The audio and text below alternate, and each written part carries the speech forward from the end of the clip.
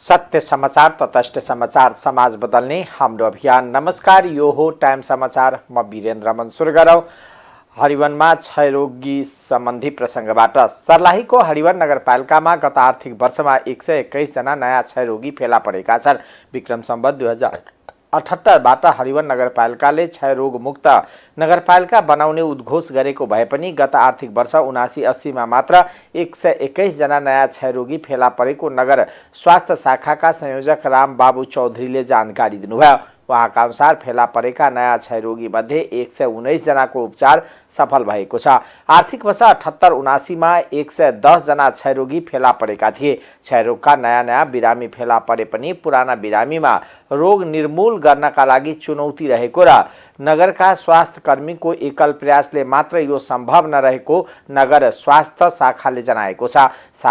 शाखाले क्षयरोग निर्मूल गर्नका लागि जनप्रतिनिधि, सामुदायिक तथा निजी स्वास्थ्य संस्था, समाजसेवी, राजनीति दलका नेता लगायतका मिडियाकर्मीको पनि साथ र सहयोग आवश्यक रहेको बागमती सेवा समाज नेपालका क्षयरोग कार्यक्रम संयोजक अमजद अली मिकरानीले बताउनुभयो। मध्य प्रदेशका हरिवन, निजगढ नगरपालिका तथा लक्ष्मीनिया गाउँपालिकालाई नेपाल सरकारले सन् 2035 सम्ममा दिगो विकासका लक्ष्य हासिल गर्ने उद्देश्य अनुरूप पहिलो चरणमा क्षयरोग मुक्त पालिका घोषणा गर्ने लक्ष्य लिएको छ। जसअनुसार 2078 सालमा यस स्थानीय तहहरूमा क्षयरोग मुक्त अभियान घोषणा गरिएको छ। प्रत्येक 1 लाख जनसङ्ख्यामा 245 जनामा क्षयरोग देखा पर्ने गरेको विश्व स्वास्थ्य संगठन WHO को तथ्याङ्कले देखाएको छ। तीनकुनेमा भएको सामूहिक हत्याकाण्डको छानबिनका लागि प्रहरी अधिकृत सम्मिलित अनुसन्धान समिति गठन भएको छ। काठमाडौँ उपत्यका प्रहरी कार्यालय प्रहरी अतिरिक्त महानिरीक्षक दीपक थापाका अनुसार काठमाडौँ उपत्यका अपराध अनुसन्धान कार्यालयका प्रहरी वरिष्ठ उपरीक्षक सोवेन्द्र सिंह राठौरको संयोजकत्वमा 5 सदस्यीय अनुसन्धान समिति गठन गरिएको हो। थापाका अनुसार सदस्यमा जिल्ला प्रहरी परिसर काठमाडौँका प्रहरी नायब उपरीक्षक हरि खतिवडा, प्रहरी उपत्यका प्रहरी कार्यालय रानी पोखरी प्रहरी नायब उपरीक्षक सुभाष खड्का, काठमाडौँ उपत्यका अपराध अनुसन्धान कार्यालय मीन भवनका प्रहरी नायब उपरीक्षक सुरक्षा केसी र प्रहरी वृत्त नयाँ बानेश्वरमा प्रहरी निरीक्षक वीरेन्द्र केसी रहेका छन्। घटनाको सम्बन्धमा अनुसन्धानका विविध विधि र लगायतका अधिकतम प्रयोग गरी सूक्ष्म तवरले अनुसन्धान गरी यथाशीघ्र प्रतिवेदन पेश गर्न हुन अनुरोध गरिएको थापाले बताउनुभयो। गही गाउँको दिव्य समिल एन्ड काष्ठ उद्योगमा कार्यरत कुमार भुजेलको परिवारका 3 जना सहित 4 जनाको शव फेला परेको थियो। प्रहरीका अनुसार दोलखाका 56 वर्षीय कुमार भुजेल, 52 वर्षीय उनकी श्रीमती अम्बिका भुजेल, 67 वर्षीय आमा सुभद्रा भुजेल र मोरङ बेलबारी थाई घर भएका 20 वर्षीय नवीन राईको शव फेला परेको हो। उनीहरूको टाउको र शरीरका विभिन्न भागमा धारिलो हतियारको चोट रहेको छ। प्रहार भएको जस्तो देखिने अवस्थामा 4 वटा शव रहेको छन् भन्ने खबर आइसक्यो। खबर आइसके पश्चात तत्कालै प्रहरी वृत्त बानेश्वर लगायतको वृत्तहरूबाट प्रहरी परिचालन भयो। परिचालन हुनको साथै जुन फर्स्ट रेस्पोन्डर टोलीले घटना देखिसकेपछि प्रहरी परिसर काठमाडौँको टोली, त्यस्तै गरेर काठमाडौँ उपत्यका अपराध अनुसन्धान कार्यालय लगायतको टोलीहरू तुरुन्तै परिचालन भयो। परिचालन भइसके पश्चात त्यसमा 4 वटा शवहरू फेला परे। एउटा चाहिँ जिल्ला दोलखा घर भई हाल सोही कास्ट मिलमा काम गर्ने वर्ष अन्दाजी 55 कुमार भुजेल, त्यस्तै गरेर वर्ष अन्दाजी 50-52 की अम्बिका भुजेल र वर्ष अन्दाजी 76 की सुभद्रा भुजेल र मोरङ बेलबारी स्थायी घर हुने वर्ष अन्दाजी 19-20 को नवीन राईको भन्ने खुल्न आयो। खुल्न आइसकेपछि प्रहरीले राति नै कनाइन स्कुलबाट तालिम प्राप्त अनुसन्धानको लागि तालिम प्राप्त कुकुरहरू समेत लगेर ट्र्याकिङ पनि गराएको थियो। त्यो ट्र्याकिङ गराइसक्यो। अनि त्यो सँगसँगै मुजुल्का गर्नुपर्ने कामहरू सबै गरिसकेर प्रहरीले 4 वटा शवलाई पोस्टमार्टमको लागि त्रिवी शिक्षण अस्पताल आज बिहान 6:15 बजेतिर पठाएको थियो र अहिले अनुसन्धान कार्य जारी नै रहेको अवस्थामा काठमाडौँ उपत्यका प्रहरी कार्यालयबाट अहिले एउटा अनुसन्धान समिति गठन गरिएको छ। प्रहरी वरिष्ठ उपरीक्षक श्री सोमेन्द्र सिंह राठौरको संयोजकत्वमा काठमाडौँ उपत्यका प्रहरी कार्यालयका प्रहरी नायब उपरीक्षक, त्यस्तै प्रहरी जिल्ला प्रहरी परिसर काठमाडौँका प्रहरी नायब उपरीक्षक, त्यसै गरेर काठमाडौँ उपत्यका अपराध अनुसन्धान कार्यालयका प्रहरी नायब उपरीक्षक र प्रहरी वृत्त नयाँ बानेश्वरका प्रहरी निरीक्षक रहेको एउटा 5 सदस्यीय अनुसन्धान समिति गठन गरिएको छ र अहिले उक्त घटनाको सम्बन्धमा सूक्ष्म रूपमा अनुसन्धान कार्य भइरहेको छ। यसमा एकजना व्यक्ति पक्राउ परेको छ घटनास्थलबाट र उक्त व्यक्तिलाई पक्राउ परेको सम्बन्धमा पनि अहिले थप सोधपुछ भइरहेको छ। निज व्यक्तिको नाम चाहिँ अन्दाज वर्ष 28 को दिवेन्द्र राई।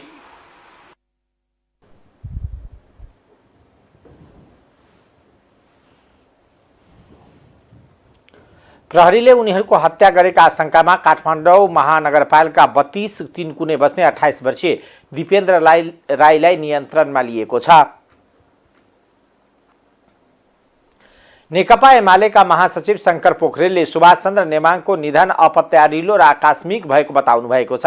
ललितपुर च्यासल स्थित पार्टी केन्द्रीय कार्यालयमा एमाले सम्पर्क समन्वय कमिटीले आयोजना गरेको एमाले उपाध्यक्ष एवं संविधान सभा अध्यक्ष सुभाष चन्द्र नेमाङको शोकमा भएको शोक सभामा उहाँले नेमाङको निधनको खबर पत्याउन नसकिने बताउनुभयो। नेमाङप्रति देखिएको सद्भाव र उहाँको अवसानपछि देखिएको सहानुभूतिले उहाँले सार्थक जीवन जिउनु भएको महासचिव पोखरेलले बताउनुभयो। संविधान सभाबाट संविधान जारी गराउने विषयमा नेमाङले महत्त्वपूर्ण योगदान पुर्याउनु भएको उहाँले बताउनुभयो। नेमाङ संसदीय मामिलाको सबैभन्दा बढी मर्म बुझेको व्यक्ति भएको उल्लेख गर्दै नेमाङ एमालेको नेता मात्र होइन संवैधानिक र कानुनी सल्लाहकारका रूपमा पनि रहेको उहाँले बताउनुभयो। नेमाङप्रति सम्मान गर्ने हो भने उहाँको भावना बुझ्नुपर्नेमा उहाँले जोड दिनुभयो। सुभाष नेमाङ एक प्रकारले भन्दाखेरि मुलुकलाई अपरिहार्य रहेको व्यक्तिका रूपमा रहनु भएको थियो। त्यो क्षति पार्टीले पनि ल्याउनेको छ, राष्ट्रले पनि ल्याउनेको छ। वास्तवमा हाम्रो देशमा एक प्रकारले संविधान सभाका नाममा नेपाली समाजलाई विभाजित गर्ने प्रयास गरियो। एकातिर हरेक जात जातिका नाममा जातीय राज्यको एउटा अवधारणा नेपाली समाजभित्र प्रवेश गरायो। अर्कोतिर त्यही नेपाली समाजमा तराई मधेसमा जाँदाखेरि एक प्रदेशको नारा लगाएर चाहिँ सिङ्गो राष्ट्रको शक्तिलाई कमजोर बनाउने प्रयास गर्यो।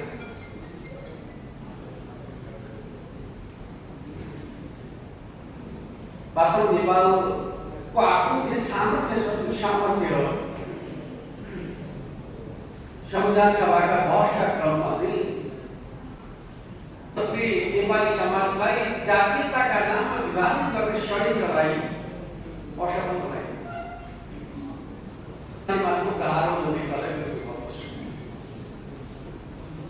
जातपातका नाममा नेपाली समाजलाई विभाजित गर्ने प्रयत्न किन असफल भयो भन्ने कुराका सन्दर्भका बारेमा जातिवादीहरूले सुभाष चन्द्र नेमाङ जस्ता व्यक्तिहरूमाथि प्रहार केन्द्रित गर्ने काम गर्छ। तर पनि उहाँले त्यसलाई अत्यन्त शालीनतापूर्वक प्रतिवाद गर्नुभयो। र वास्तवमा नेकपा एमाले राष्ट्रलाई जोड्ने कुरामा जुन प्रकारको सफलता हासिल गर्यो त्यसमा सुभाष चन्द्र नेमाङको महत्त्वपूर्ण योगदान छ भन्ने कुरा तपाईँहरूले सबैले सम्झना गर्नुपर्छ। सभामा एमालेका थाई कमिटी सदस्य लालबाबु पण्डित, डाक्टर विजय सुब्बा लगायत नेताहरूले नेमाङको योगदानलाई बिर्सिन नसकिने बताउनु भएको थियो।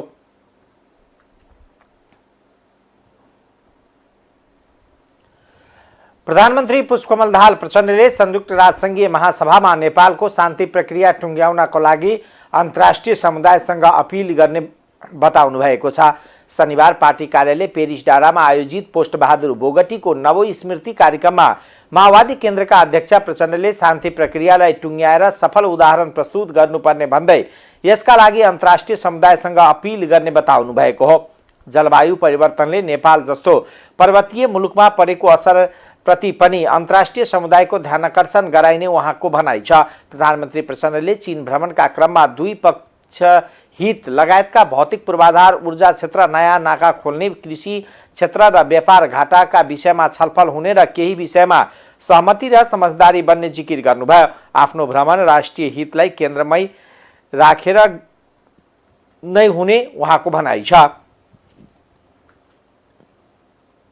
सुशासनका कुरा र समृद्धिका कुरा गरेका छौँ र हामीले नयाँ फड्को हान्नको लागि तयारी गरिराखेका छौँ। समाजवादतिरको यात्रा आरम्भ गर्नको निम्ति, समाजवादको यात्राको तयारीको निम्ति यो अहिले धेरै भयो भन्ने भन्दा पनि हामीले केही चिज नयाँ जनता र राष्ट्रको पक्षमा, समाजवादको पक्षमा, विचारको पक्षमा गर्दैछौँ।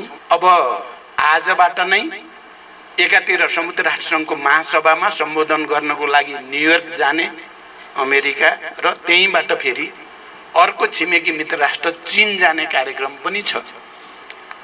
र संयुक्त राष्ट्रसङ्घमा हुँदा पनि नेपालको राष्ट्रिय हित खास गरिकन यो पटक अलि बढी नै हामीले त्यहाँ आफ्ना कुरालाई अपिल गर्नु छ अन्तर्राष्ट्रिय समुदायको अगाडि।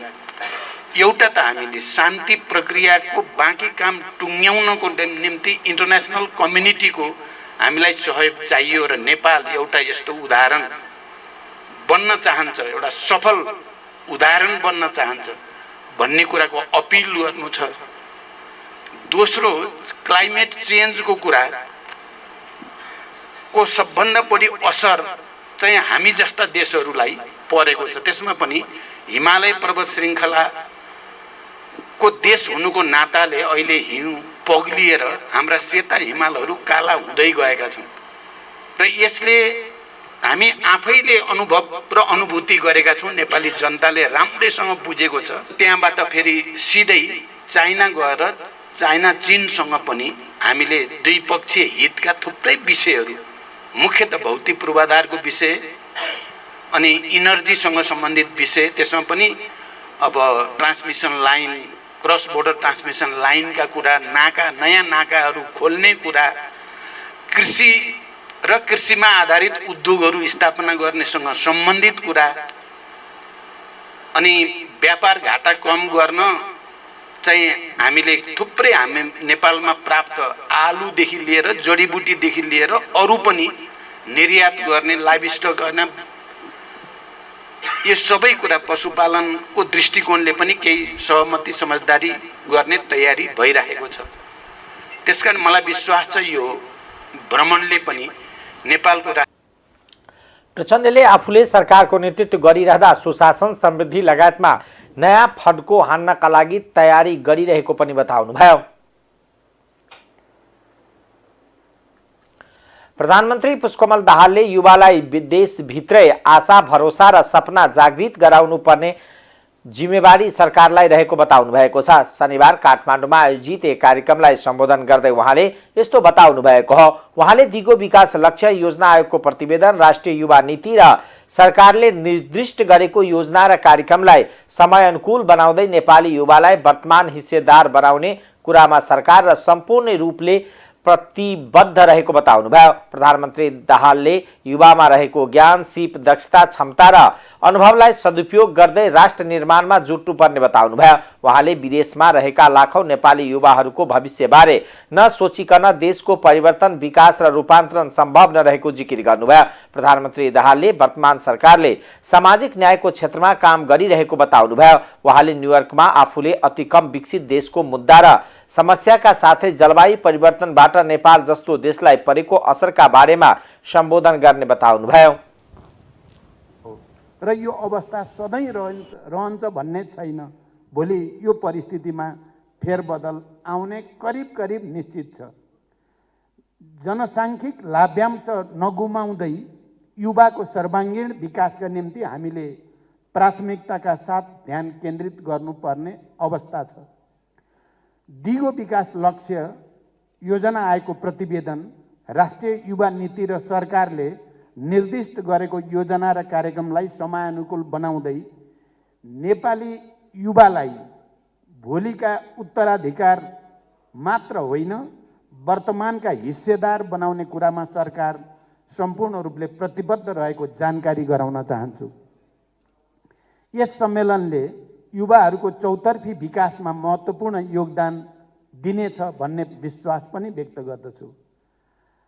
हामीले एकातिर युवामा रहेको ज्ञान, सिप, दक्षता, क्षमता र अनुभवलाई सदुपयोग गर्दै राष्ट्र निर्माणमा परिचालन गर्नु परेको छ भने अर्कोतिर युवाहरूलाई देशभित्रै आशा भरोसा र सपना जागृत गराउनु पर्ने जिम्मेवारी छ।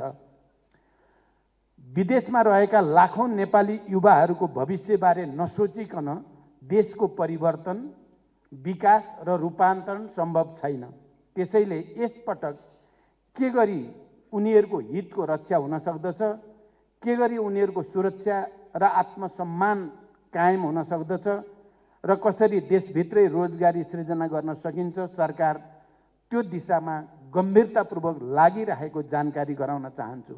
यहाँहरूलाई पक्कै जानकारी भइसक्यो होला, विदेशमा रहेका युवाहरूको संरक्षण र आत्मसम्मानलाई अभिवृद्धि गर्ने उद्देश्यले पहिलो पटक नेपालमा नेपाली युवाहरूको सङ्ख्या रहेका विश्वका सबै राजदूत र काउन्सिलरहरूलाई बोलाएर कसरी लाखौं नेपाली युवाहरूको हित संरक्षण गर्न सकिन्छ भन्ने बारेमा गम्भीर छलफल र केही निष्कर्षहरू निकालिएको छ र मलाई विश्वास छ प्रयास अगाडि बढाएको पनि मलाई लाग्छ तपाईँ युवा साथीहरूले नोट गर्नुभएकै होला।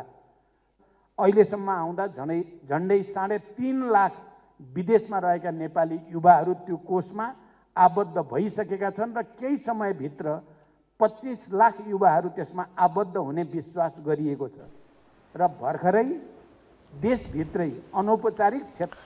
उहाँले नेपालको शान्ति प्रक्रियाका बारेमा पनि सभामा सम्बोधन गर्ने बताउनुभयो। साथै चीन भ्रमणमा नेपाल र चीनको द्विपक्षीय सम्बन्ध विस्तार र नयाँ नाका खोल्ने र कृषि, शिक्षा, स्वास्थ्यका साथै कृषिमा आधारित उद्योग खोल्ने कुरा विशेष प्राथमिकतामा रहेको बताउनुभयो। नेकपा एमालेका अध्यक्ष एवं पूर्व प्रधानमन्त्री केपी शर्मा ओलीले अझ 20 वर्ष सक्रिय रहने बताउनु भएको छ।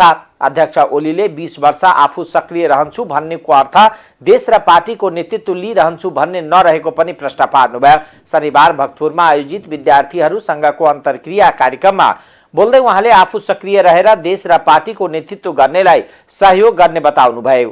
त्यस अवसरमा अध्यक्ष ओलीले बाचुन्जेल पद नछोड्ने प्रवृत्तिलाई आफूले तोड्न चाहेको समेत बताउनुभयो। बाचुन्जेलसम्म पद छोड्न नखोज्ने, पदैमै टाँसिन खोज्ने प्रवृत्तिलाई आफूले आफ्नो व्यवहारबाट तोड्न चाहेको उहाँको भनाइ थियो।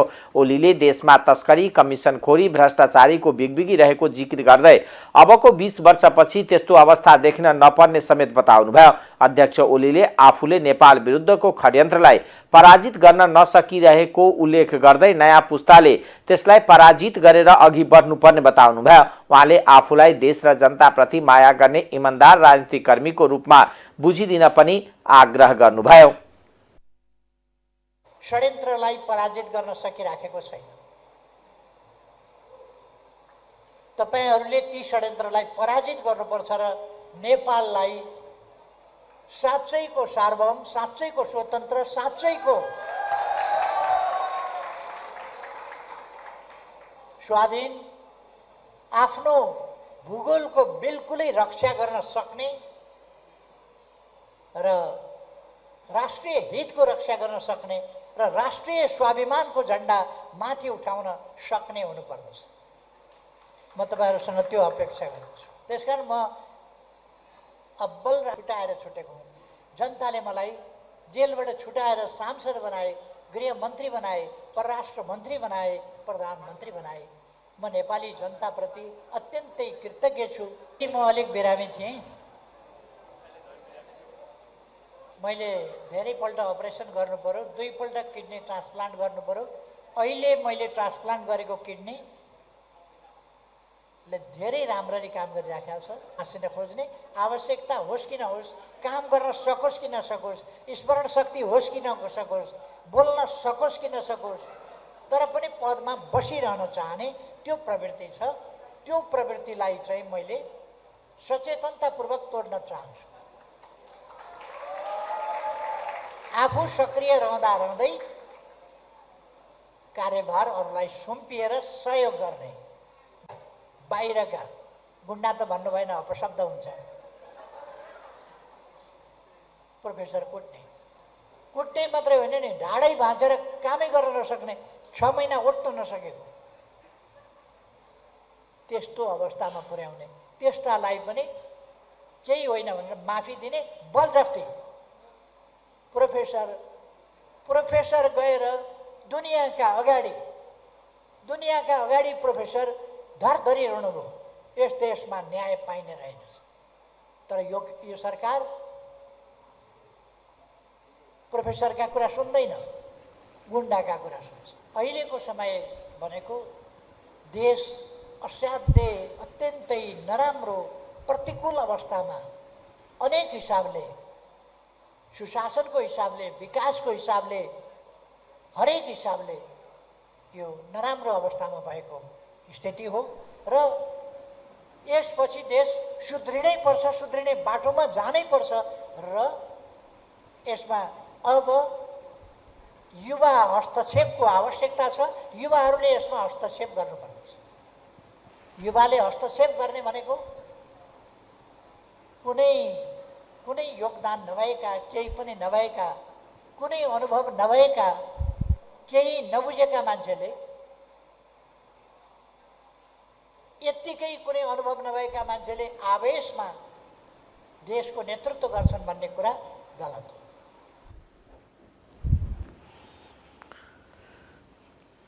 कार्यक्रममा ओलीले आफूलाई देशभक्तिले ओतप्रोत भएको गीत बढी मन पर्ने पनि बताउनुभयो। उहाँले विद्यार्थी संघको अन्तर्क्रिया कार्यक्रमबाट आफू खुसी भएको प्रतिक्रिया समेत दिनुभयो। सत्तारूढ दल नेकपा माओवादी केन्द्रले शान्ति प्रक्रियालाई निष्कर्षमा पुर्याउनको विकल्प नरहेको बताएको छ। शनिबार पार्टी केन्द्रीय कार्यालय पेरिस डाँडामा आयोजित पत्रकार सम्मेलनमा पार्टीका प्रवक्ता अग्निप्रसाद सापकोटाले यस्तो बताउनु भएको हो।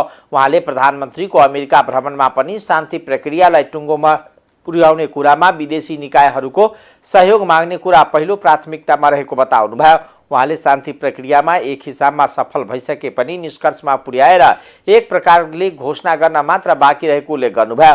उहाँले प्रधानमन्त्रीको अमेरिका भ्रमणमा मौलिक रूपमा आफ्नो विशेषता सहितको शान्ति प्रक्रिया अघि बढाइरहेका छौं भनेर विश्व समुदायलाई अपिल गर्नुहुने काम मुख्य प्राथमिकतामा रहेको बताउनुभयो। उहाँले शान्ति प्रक्रिया 18 वर्ष लाग्दा पनि निष्कर्षमा पुर्याउन नसक्नु राष्ट्रिय कमजोरी रहेको बताउनुभयो। उहाँले खास गरी 3 दल नेकपा माओवादी केन्द्र, नेपाली कांग्रेस र नेकपा एमाले र अन्य सबै दलसँग सहमति गरेर शान्ति प्रक्रिया टुङ्गो लगाउने प्रयास भइरहेको बताउनुभयो।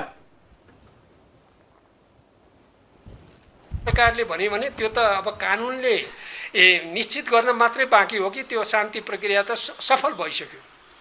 शान्ति प्रक्रिया सुरु भइसकेपछि 4 वटा निर्वाचन भइसक्यो। यो चान्चुन सफलता हो, यो धेरै ठुलो सफलता हो।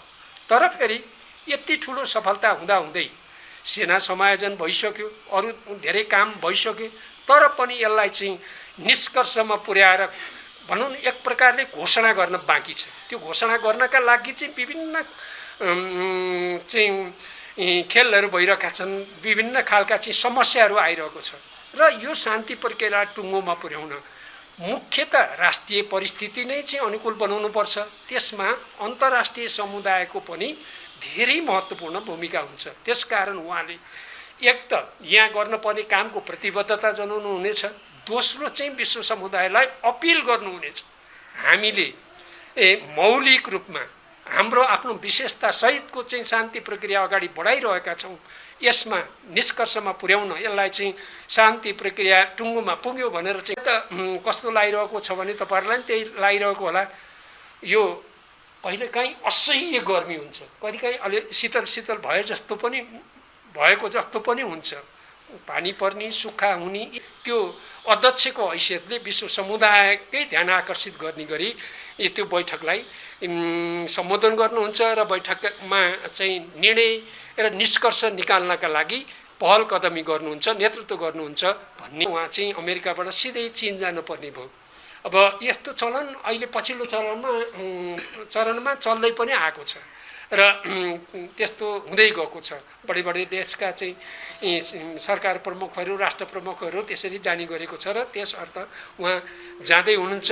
त्यहाँ जाँदाखेरि चाहिँ अब वास्तवमा विकास निर्माणको कुरा गर्दाखेरि हिल्सा सडक निर्माणको कुरा, अर्नीको राजमार्गको स्तर उन्नति, किमाथाङका नाका, त्यसै गरी यी कोरला नाका मुस्ताङको हो यो चाहिँ। त्यसै गरी ट्रान्समिसन लाइन केरुङ किमाथाङका agro based industrial park trade agreement व्यापार वाणिज्य लगायतका यी त मैले मुख्य कुरा भनेको हो। धेरै यी चाहिँ विहङ्गम र विस्तारपूर्वक अन्तर्क्रिया भइरहेको छ। विशेष महाधिवेशनको यो नेपालको माओवादीले सरकारले थालेको भ्रष्टाचार विरुद्धको मिटर ब्याजीलाई कारबाही गर्ने, सुन प्रकरण, नक्कली भुटानी शरणार्थी प्रकरण, बालुवाटार जग्गा प्रकरणका विषयहरू टुङ्गोमा पुर्याए दबाब दिइरहेको छ। धुर्मु सुन्तली फाउन्डेसनले विभिन्न कारण देखाएर निर्माणबाट हात झिकेपछि अल्पत्र बनेको भरतपुर स्थित गौतम बुद्ध अन्तर्राष्ट्रिय क्रिकेट रङ्गशाला निर्माणको काम अघि बढ्ने भएको छ। भरतपुर महानगरपालिका प्रमुख रेणु दाहालले रङ्गशालाको बाँकी निर्माणको काम महानगरले पूरा गर्ने बताउनु भएको हो। नारायणी किनारमा रहेको सरसफाई तथा वृक्षारोपण कार्यक्रममा उहाँले जनस्तरबाट भएको चासो र चिन्तालाई आफूले मनन गरेको जनाउँदै उहाँले जसरी भए पनि रङ्गशाला बनाउने बताउनुभयो। सामाजिक सञ्जालमा समेत पहिला बोलेको कुरा राखेर प्रश्न उठाउने गरिएको उहाँले बताउनुभयो। रङ्गशाला निर्माण पूरा गर्ने ठूलो आकारको ऋण तिर्नुपर्ने भएको र सरकारले ऋण तिर्ने भन्ने पहिलो कुनै सम्झौता नभएको हुँदा निर्माण प्रक्रिया अगाडि बढाउन मुस्किल भएको भन्दै महानगर प्रमुख दाहालले गत आर्थिक वर्षको अन्त्यमा नेपाल सरकारको 12 करोड बजेट आएको तर एक हप्ता पनि समय नहुँदै बजेट फिर्ता पठाइएको र छिटै त्यो बजेट पुनः आउने उहाँले आश्वासन दिनुभयो। कामहरू सकिँदैनन् कि भन्ने चिन्ता पनि हामीलाई लागेको छ। हामीलाई पटक पटक जनसमुदाय जनस्तरबाट पनि खबरदारी के हुँदैछ भन्ने कुराको एउटा आम रूपमा चासो र चिन्ता पनि छ। क्रिकेट रङ्गशाला, गौतम बुद्ध क्रिकेट रङ्गशाला के हुन्छ? मेयरले त अलि अस्ति नै केही महिना अगाडि ढुक्क हुनुहोस् बन्छ भन्नुभएको थियो भनेर त्यो स्क्रिनसट गरेर विभिन्नले मलाई ट्याग गरेर खबरदारी गरिराख्नु भएको छ। म आज यही कार्यक्रमको सन्दर्भमा पनि भन्न चाहन्छु महानगरपालिकाको तर्फबाट कि अन्तर्राष्ट्रिय स्तरको क्रिकेट रङ्गशाला, गौतम बुद्ध क्रिकेट रङ्गशाला बन्छ हाम्रै पालामा, हामी बनाउँछौँ। यो कुरा फेरि आश्वस्त म सम्पूर्ण जनसमुदायलाई ढुक्क रहनको लागि पनि म यहाँलाई अनुरोध गर्दछु। ढुक्क कसरी भन्दाखेरि हामीलाई चुनौती अलिकता ऋण पनि ठुलो आकारको ऋण भएको कारणले गर्दाखेरि नेपाल सरकारले अब त्यो ऋण तिर्ने भनेर कुनै पहिला सम्झौता नभएको कारणले हामीलाई अलिकति मुस्किल त्यहाँनिर भएको थियो। तर पनि नेपाल सरकारले मन्त्री परिषदले निर्णय गरेर हामीलाई बजेट पनि पठाइदिएको हो होइन। गत आर्थिक वर्षको अन्तिममा हामीलाई अलिकति समय थोरै भयो, 12 करोड ऋण तिर्नका लागि भनेर हामीलाई बजेट पनि पठाइदिएको हो। तर हामीलाई समय थोरै भयो, अन्तिम 4-5 दिन 7 दिनको समय मात्रै राखेर हुँदाखेरि त्यो ऋण यकिन गर्नुपर्ने। अब त्यो सबैलाई को हुन्छ त्यो ऋण तिर्नुपर्ने मान्छेहरू उहाँलाई आह्वान गर्नुपर्ने, यकिन गर्नुपर्ने, हामीले भरपाई गर्नुपर्ने, भुक्तानी सरकारी एउटा प्रक्रिया पुरा गरेर हामी त्यसलाई ऋण तिर्ने व्यवस्था गर्नेछौँ। एउटा अर्को निर्माणको कुरा पनि के हुन्छ भनेर पनि खबरदारी छ। म यहाँलाई विश्वास दिलाउन चाहन्छु निर्माणका लागि पनि महानगरपालिकाले हामीले अहिले नै 3 अर्बको अहिलेको यो आर्थिक मन्दी, विश्वव्यापी आर्थिक सङ्कट, यो सबै देशमा पनि समस्या छ। हामीलाई भुक्तानीका लागि त अब यो चाहिँ समस्याहरू छन् भने अब नयाँ पूर्वाधारहरू परियोजनाका लागि अरबौँ 3 अर्ब 4 अर्बको बजेट अहिले नै सुनिश्चित गरेर जान अलिक कठिन भएकोले हामीले त्यसलाई चरणबद्ध ढङ्गबाट अगाडि बढाउने, अहिले बनेको संरचनालाई त्यसलाई संरक्षण गर्ने, त्यहाँनिर प्याराफिटहरू बनाउने र खेल्न लायक मैदान बनाउने, अन्तर्राष्ट्रिय स्तरको खेल खेल्न लायक एउटा मैदान बनाउनका लागि रङ्गशाला निर्माणका लागि महानगरपालिकालाई तात्कालै अरबौं बजेट जुटाउन समस्या हुने हुँदा चरणबद्ध ढङ्गले काम अघि बढाउँदै र बनेका संरचना संरक्षण गर्दै लैजाने दाहालको भनाइ छ। उहाँले रङ्गशालालाई खेल्न लायक ठाउँ बनाउनका लागि महानगरपालिकाले विभिन्न प्रक्रिया पूरा गरी बागमती प्रदेश सरकारसँग समझदारीमा छिट्टै काम अघि बढाइने जानकारी दिनुभयो। काठमाडौँ महानगरपालिकाको आर्थिक सहयोगमा निर्माण सम्पन्न नेपाल भाषा मखा खलको नवनिर्मित भवनको महानगरपालिकाका उप प्रमुख सुनिता डङ्गोले उद्घाटन गर्नुभयो। महानगरपालिकाको करिब 10 करोड 50 लाख रुपियाँको लागतमा 26 आना जग्गामा निर्माण गरिएको उक्त 4 तले भवनमा सांस्कृतिक हल, ग्यालरी लगायतका सुविधाहरू रहेका छन्। भवन निर्माणका लागि धेरै समय अघि कवि केसरी चित्तधर हृदयले काठमाडौँ वाडा नम्बर 15 ब्रजेश्वरीमा रहेको आफ्नो 10 आना जग्गा निशुल्क प्रदान गर्नुभएको थियो भने सँगै जोडिएको बाँकी जग्गामा कथाकार मोती लक्ष्मी उपासिकाको आफन्तबाट खरिद गरिएको थियो। सो अवसरमा उपप्रमुख डङ्गोलले एकताको नारा दिने नेवा समुदायका अभियानकर्ताहरूलाई ससाना स्वार्थ पूर्तिका लागि विवादमा नअल्झिन सुझाव दिनुभयो। जुइमा धगा युपति झिस नारा नारा जकमको नेवा छवा जुइमा धगा मेपिन्छ छवा जुइमा धाइमको नेवा तिन्छ नेवा छवा जुइमा धगा युक्को नवाना जुइ तर बेवारे छवा मजु समय नेवा न यान चौपति ज्या मेव नेवा न प्रोत्साहन बिउ कि मफ्यो हस्ते याइ बोले हास्ते याउ कि मयाउ अझ चिचिरौँपति झिस चाहिँ प्रतिशोध क्यापति झिस चिचिरौँ खले चिचिरौँ द्वन्द यान चल्ला स्मल फाइट्स झिस मिथ्यो मको आ झिउपति आन्दोलन युपति आज धाउपति चाहिँ चिचिरौँ स्मल फाइट्स मको झी दथुपति कम्पिटिसन मकु थोख झिस बेवारेन आ उतारिया माउदु बरु नमवासा जिउ तर बेवारे चाहिँ छप्प छथि जुइ माउपति यी वेदको दो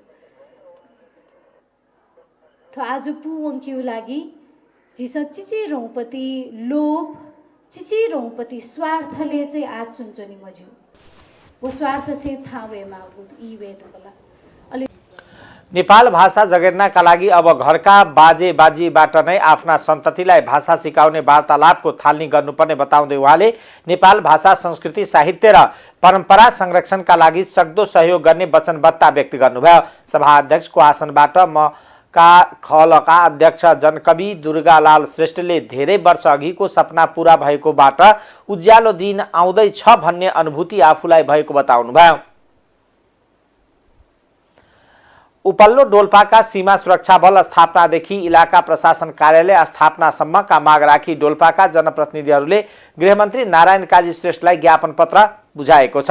नेकपा माओवादी केन्द्रको 3 महिने अभियानको सिलसिलामा उपल्लो डोल्पाका स्थानीयवासीले उठाएको समस्यालाई मध्यनजर गर्दै प्रदेश सभा सदस्य वीरबहादुर शाही, राष्ट्रिय सभा सदस्य नरबहादुर बिष्ट र जगदुल्ला गाउँपालिकाका अध्यक्ष नरसिंह रोकायाले संयुक्त रूपमा गृहमन्त्री श्रेष्ठलाई ध्यानाकर्षण गराएको छ। कोभिडको समयदेखि अहिलेसम्म उपल्लो डोल्पाको चीनसँग जोडिएको नाकाहरू बन्द भएका कारण त्यहाँका नागरिकले भोग्नु परेको समस्यालाई समेत अवगत गराएको छ। व्यापारिक नाकाहरू बन्द हुँदा उपल्लो डोल्पाका 3 पालिकाभित्रका सर्वसाधारणले भोग्नु परेको समस्याका बारेमा समेत व्यापक छलफल भएको छ। डोल्पो बुद्ध से फुसकुण्डो र छाकार्ता सोङ गाउँपालिका बीचमा भागमा पर्ने धो उपत्यका इलाका प्रशासन कार्यालय स्थापना गर्न माग गरिएको पूर्व मन्त्री वीरबहादुर शाहीले बताउनुभयो। कोभिड भन्दा अहिलेसम्म त्यहाँका नागरिकले आयोडिन युक्त अनुदानको नुन समेत प्रयोग गर्न पाएका छैनन्। त्यस्तै पूर्व मन्त्री शाहीले भेरी करिडोर भित्र रहेका पुलहरू निर्माणमा हुने गरेको ढिलाइका बारेमा समेत जानकारी गराएको छ। तल्लो भन्दा दुनैसम्म सडकको पिच गर्ने विषयमा समेत बजेट स्रोत सुनिश्चित गर्नका लागि पहल गरिदिन समेत आग्रह गरिएको छ। डोल्पाको समग्र विकास निर्माणका विषयमा समेत छलफल भएको पूर्व मन्त्री शाहीले बताउनुभयो। अब आर्थिक समाचार।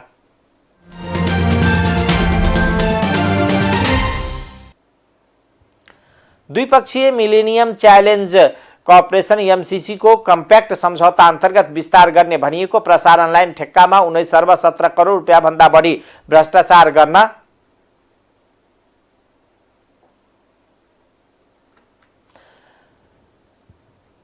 चलखेल अमेरिकाका नेपाल एमसीसी को अमेरिका द्विपक्षीय सहयोग एजेन्सी हो। सो एजेन्सीसँग नेपालले 400 केबी क्षमतायुक्त जलविद्युत प्रसारण लाइन विस्तार अत्याधुनिक सडक निर्माण गर्ने भन्दै विवादास्पद सम्झौता भएको छ। सोही सम्झौता अन्तर्गत अघि बढाउन खोजिएको 315 किलोमिटर लामो प्रसारण लाइनको ठेक्कामा भारतीय कम्पनीलाई 14 करोड 53 लाख डलर 19 अर्ब 17 करोड रुपियाँ भन्दा बढी वित्तीय प्रस्ताव गर्न लगायत र अनियमितता गर्न खोजिएको आरोप लागेको छ। एमसीसी सम्झौता कार्यान्वयन गर्न गठित मिलेनियम च्यालेन्ज एकाउन्ट विकास समिति नेपालले प्रसारण लाइन विस्तार गर्न 22 करोड 6 लाख डलर लागतका अनुमान गरेको छ। यही लागत अनुमानको आधारमा एमसीसी नेपालले काठमाडौँको पेप्सी फेदीबाट नुवाकोटको रातमाटो हुँदै बुटबल भएर भारतीय सीमासम्म विस्तार गर्नुपर्ने 315 किलोमिटर लामो प्रसारण लाइन निम्ति ठेक्का आह्वान गरेको थियो। तर ठेक्का हालेका सबै कम्पनी भारतीय छन् र ती कम्पनीले न्यूनतम वित्तीय प्रस्ताव नै 36 करोड 59 लाख अमेरिकी डलर बराबर गरेका छन्। एमसीसी नेपालले यो प्रसारण लाइनमा आवश्यक 3वटा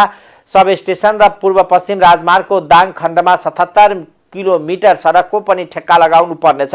स्रोतका अनुसार यी ठेक्का प्रक्रियामा पनि अर्बौं अनियमितता गर्ने नीतिगत बाटो खोलिसकिएको छ। अमेरिका अनुदान सहायता सम्झौता भनिए पनि नेपालले यसको 28 0.36% दायित्व बोक्नु परेको हो। नेपालको सर्वोच्च लेखा परीक्षण संस्था महालेखा परीक्षक कार्यालयले नै एमसीसी को खर्च शंकास्पद रहेको आफ्नो प्रतिवेदनमा उल्लेख गरिसकेको छ। एमसीसी को लागत बढ्दा सरकारले ढुकुटीबाट स्वतः बढी रकम निकाल्नु पर्नेछ, जसको जो हुने सम्भावना छैन। त्यसैले अर्थमन्त्रीले ठेक्का प्रक्रिया नै नयाँ सिराबाट थाल्न एमसीसी नेपाललाई निर्देशन दिएका छन्। अब अन्तर्राष्ट्रिय समाचार।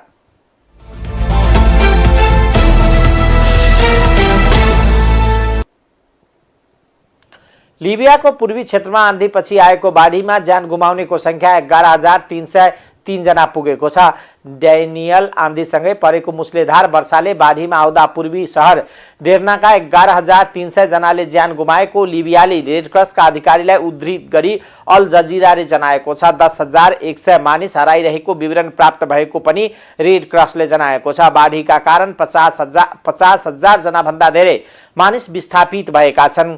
गएको आइतबार दिउँसो आँधी आएसँगै मुसलेधारे वर्षा हुँदा 2वटा नदीका बाँध भत्किएपछि बाढीले गाउँ सहरका भवन र तिनमा बसेका मानिसलाई बगाएको थियो। 90,000 जनसङ्ख्या भएको डेर्नामा अहिले जताततै सब मात्र छरिएर उद्धारकर्ताहरूले जनाएका छन्। डेर्नाका मेयर अब्दुल मेनान अल गैथुले पनि ज्यान गुमाउनेको संख्या 20,000 पुग्ने बताउनु भएको छ। सहरभन्दा 60 माइल पर पनि शव भेटिएको बीबीसीले जनाएको छ। टाइम्स समाचार अहिलेको लागि यति नै। हेर्दै गर्नुहोला टाइम्स टेलिभिजन। नमस्कार।